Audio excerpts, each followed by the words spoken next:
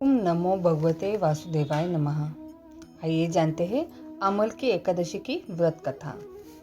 मानदाता बोले कि हे वशिष्ठ जी, यदि आप मुझ पर कृपा करें तो किसी ऐसे व्रत की कथा कहिए जिससे मेरा कल्याण हो। महर्षि वशिष्ठ बोले कि हे राजन, सब व्रतों से उत्तम और अंत में मोक्ष देने वाले अमल की एकादशी के व्रत का मैं वर्णन करता हूँ। यह एकादशी फाल्गुन माह के शुक्ल पक्ष में होती है। इस व्रत के करने से समस्त पाप नष्ट हो जाते हैं। इस व्रत का फल 1000 गोदान के फल के बराबर होता है। अब मैं आपसे एक पौराणिक कथा कहता हूँ, आप ध्यानपूर्वक सुनिए। एक वैदिश नाम का नगर था जिसमें ब्राह्मण, क्षत्रिय, वैश्य और शूद्र चारों वर्ण आनंद सहित रहते थे। उस नगर में सदैव वेद ध्वनि गुंजा करती थी तथा पापी, दुराचारी तथा नास्तिक उस नगर में कोई नहीं था। उस नगर में चैत्रथ नाम का चंद्रवशी राजा राज्य करता था। वह अत्यंत विद्वान तथा धर्मी था। उस नगर में कोई भी व्यक्ति दरिद्र व कंजूस नहीं था। सभी नगरवासी विष्णु भक्त थे और आबाल वृद्ध स्त्री पुरुष एकादशी का व्रत किया करते थे। एक समय फाल्गुन मास के शुक्ल पक्ष की अमल की एकादशी आई। उस दिन राजा, प्रजा तथा बाल वृद्ध सबने हर्षपूर्वक व्रत किया। राजा अपनी प्रजा के साथ मंदिर में जाकर पूर्ण कुंभ स्थापित करके धूप, दीप, नैवेद्य, पंचरत्न आदि से धात्री का पूजन करने लगे और इस प्रकार स्तुति करने लगे। हे धात्री, तुम ब्रह्म स्वरूप हो, तुम ब्रह्मा जी द्वारा उत्पन्न हुए हो और समस्त पापों का नाश करने वाले हो। तुमको नमस्कार है। अब तुम मेरा अर्घ्य स्वीकार करो। तुम श्री रामचंद्र जी द्वारा सम्मानित हो। मैं आपकी प्रार्थना करता हूँ, अतः आप मेरे समस्त पापों का नाश करो। उस मंदिर में सबने रात्रि को जागरण किया। रात के समय वहाँ एक बहेलिया आया जो अत्यंत पापी और दुराचारी था। वह अपने कुटुंब का पालन जीव हत्या करके किया करता था। भूख और प्यास से अत्यंत व्याकुल वह बहेलिया इस जागरण को देखने के लिए मंदिर में एक कोने में बैठ गया और विष्णु भगवान तथा एकादशी महात्म्य की कथा सुनने लगा। इस प्रकार अन्य मनुष्यों की भांति उसने भी सारी रात जागरण बिता दी।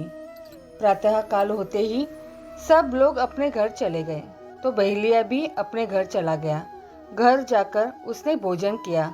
कुछ समय बीतने के पश्चात उस बहेलिया की मृत्यु हो गई, मगर उस अमल की एकादशी के व्रत तथा जागरण से उसने राजा विदुरथ के घर जन्म लिया और उसका नाम वसुरथ रखा गया। युवा होने पर वह चतुरंगिनी सेना के वह सहित तथा धन धान्य से युक्त होकर 10,000 ग्रामों का पालन करने लगा। वह तेज में सूर्य के समान, कांति में चंद्रमा के समान, वीरता में भगवान विष्णु के समान और क्षमा में पृथ्वी के समान था। वह अत्यंत धार्मिक, सत्यवादी, कर्मवीर और विष्णु भक्त था। वह प्रजा का समान भाव से पालन करता था। दान देना उसका नित्य कर्तव्य था। एक दिन राजा शिकार खेलने के लिए गया। देव योग से वह मार्ग भूल गया और दिशा ज्ञान रहने के कारण उसी वन में एक वृक्ष के नीचे सो गया। थोड़ी देर बाद पहाड़ी म्लेच्छ वहां पर आ गए और राजा को अकेला देखकर मारो मारो शब्द करते हुए राजा की ओर दौड़े। म्लेच्छ कहने लगे कि हे, इसी दुष्ट राजा ने हमारे माता पिता, पुत्र, पौत्र आदि अनेक संबंधियों को मारा है तथा देश से निकाल दिया है, अन्यथा इसको अवश्य मारना चाहिए। ऐसा कहकर वे म्लेच्छ उस राजा को मारने दौड़े और अनेक प्रकार के अस्त्र शस्त्र उसके ऊपर फेंके।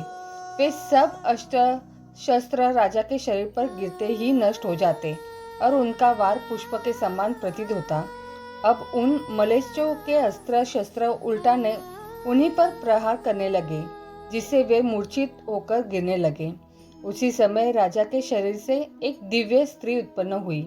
वह स्त्री अत्यंत सुंदर होते हुए भी उसकी भ्रुकुटी टेढ़ी थी। उसकी आंखों से लाल लाल अग्नि निकल रही थी, जिससे वह दूसरे काल के समान प्रतीत होती थी। वह स्त्री मलेच्छ को मारने दौड़ी और थोड़ी देर में उसने सब मलेच्छ को काल के गाल में पहुंचा दिया। जब राजा सोकर उठा तो उसने मलेच्छ को मरा हुआ देखकर कहा कि इन शत्रुओं को किसने मारा है? इस वन में मेरा कौन हितैषी रहता है? वह ऐसा विचार कर ही रहा था कि आकाशवाणी हुई, हे राजा, इस संसार में विष्णु भगवान के अतिरिक्त कौन तेरी सहायता कर सकता है?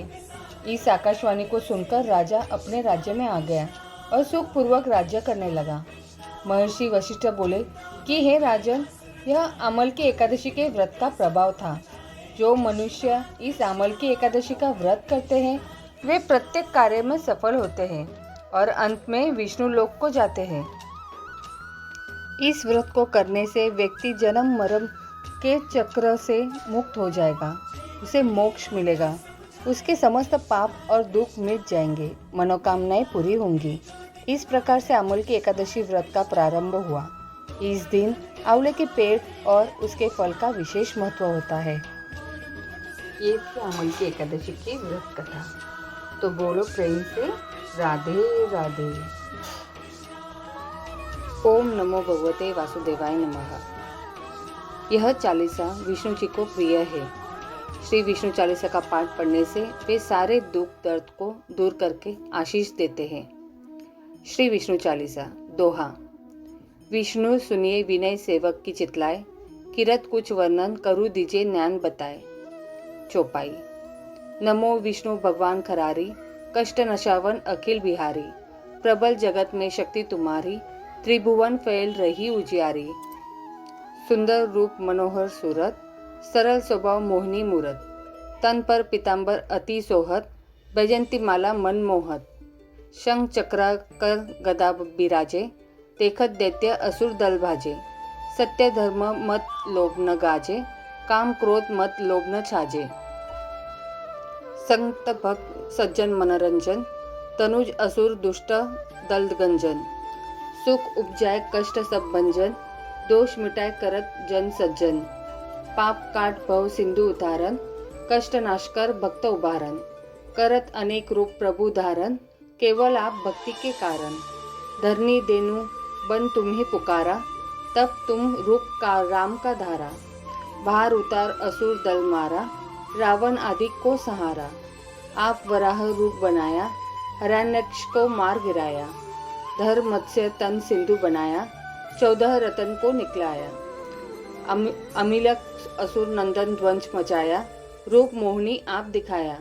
देवन को अमृत पान कराया, असुरन को छवि से बहलाया। कुर्म रूप धर सिंधु मजाया, मंद्राचल गिरी तुरंत उठाया। शंकर का तुम फंद छुड़ाया, भस्मासुर को रूप दिखाया। वेद्रों को जब असुर डुबाया, कर प्रबंध उन्हें ढूंढवाया। मोहित बनकर खली नचाया, उसी कर से भस्म कराया। असुर जलधर अति बदलाई, शंकर से उन किन्ह लड़ाई। हार पार शिव सकल बनाई, किन सती से छल खल जाई। सुमिरन किन तुम्हें शिवरानी, बतलाई सब विपत कहानी। तब तुम बने मुनीश्वर ज्ञानी, वृंदा की सब सुरती भुलानी। देखत तीन दनुजु सैतानी, वृंदा आए तुम्हें लपटानी। हो स्पर्श धर्म क्षति मानी, हना असुर और शिव शैतानी। तुमने ध्रुव प्रहलाद उबारे, हिरणाकुश अधिक खल मारे। गणिका और अजामिल तारे, बहुत भक्त भव सिंधु उतारे। हरू सकल संताप हमारे, कृपा करू हरि सिरजन हरे। देखूं मैं निज दर्श तुम्हारे, दीन बंधु भक्तन हितकारे। चहत आपका सेवक दर्शन, करूँ दया अपनी मधुसूदन। जानू नहीं योग्य जब पूजन, होय यज्ञ स्तुति अनुमोदन। शील दया संतोष सुलक्षण, विदित नहीं व्रत बोध विलक्षण। करूँ आपका किस विधि पूजन, कुमति विलोक होत दुख भीषण। करूँ प्रणाम कौन विधि सुमिरन, कौन भांति में करूँ समर्पण। सूर मुनि करत सदा सेवकाई, हर्षित रहत परम गति पाई। दीन दुखित पर सदा सहाई, निज जन लावे अपनाई। पाप दोष संताप नशाओ, भव बंधन से मुक्त कराओ। सुख संपत्ति दे सुख उपजाओ, निज चरणजन का दास बनाओ। निगम सदा ये विनय सुनावे, पढ़े सुने जो जन सुख पावे। इति श्री चालीसा संपूर्णम। ओम नमो भगवते वासुदेवाय नमः। अमल की एकादशी कब है, आइए जानते हैं। हिंदू पंचांग के अनुसार अमल की एकादशी के दिन का महत्व होली जैसे प्रमुख त्योहारों की तुलना में भी अधिक होता है। इस दिन भगवान को आंवले के पेड़ के रूप में पूजा जाता है, जो हिंदू धर्म के प्रतीकात्मक प्रतिनिधित्व में से एक है। अमल की एकादशी को उपवास करने से माना जाता है कि सभी मनोकामनाएं पूर्ण होती है। अन्यत्र हिंदू परंपरा के अनुसार देवी लक्ष्मी को धन की देवी माना जाता है और अमल की एकादशी के दिन उसकी पूजा से धन की प्राप्ति होती है। इसके अलावा इस दिन का महत्व और बढ़ जाता है क्योंकि कहा जाता है कि भगवान कृष्ण अपनी प्रेमिका राधा से आंवले के पेड़ के पास मिलने जाते थे। जो भी आंवले के पेड़ से प्रार्थना करते हैं उनकी हर मनोकामना पूरी हो जाती है। आंवले का पेड़ स्वास्थ्य लाभ भी प्रदान करता है और इससे विभिन्न प्रकार की औषधियाँ तैयार की जाती है जो विटामिन सी का स्रोत होती है। अमल की एकादशी का व्रत अपने आप में बहुत फलदायी होता है। इस व्रत के पहले दिन व्रती को दशमी की रात्रि में एकादशी व्रत के साथ भगवान विष्णु का ध्यान करते हुए सोना चाहिए। अगले दिन यानी अमल की एकादशी के दिन सुबह स्नान करके भगवान विष्णु की प्रतिमा के समक्ष हाथ में तिल, कुश, मुद्रा और जल लेकर संकल्प करना चाहिए कि मैं भगवान विष्णु की प्रसन्नता एवं मोक्ष की कामना से अमल की एकादशी का व्रत रखती हूँ। उसके बाद भगवान की पूजा के पश्चात पूजन सामग्री लेकर आंवले के वृक्ष की पूजा करनी चाहिए। इसके लिए सबसे पहले वृक्ष के चारों ओर की भूमि को साफ करें और उसे गाय के गोबर से पवित्र करें। फिर पेड़ की जड़ में एक वेदी बनाकर उस पर कलश स्थापित करें। इस कलश में देवताओं, तीर्थों एवं सागर को आमंत्रित करें और उसमें सुगंधि और पंचरत्न रखें। फिर कलश पर श्रीखंड, चंदन का लेप करें और वस्त्र पहनाएं। अंत में कलश के ऊपर श्री विष्णु के छठे अवतार परशुराम की मूर्ति स्थापित करें और विधिवत रूप से परशुराम जी की पूजा करें। रात्रि में भगवत कथा व भजन कीर्तन करते हुए प्रभु का स्मरण करें। द्वादशी के दिन सुबह ब्राह्मण को भोजन करवाकर दक्षिणा दें और परशुराम की मूर्ति सहित कलश ब्राह्मण को भेंट करें। इन क्रियाओं के पश्चात उपवास खोलकर अन्न जल ग्रहण करें। साल 2024 में ये अमल की एकादशी 20 मार्च को मनाई जाएगी।